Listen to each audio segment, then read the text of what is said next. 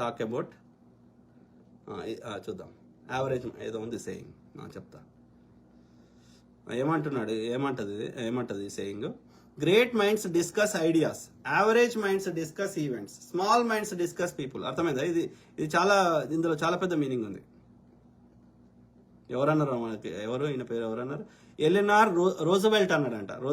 రోజ్వెల్ట్ అంటే America president కదా.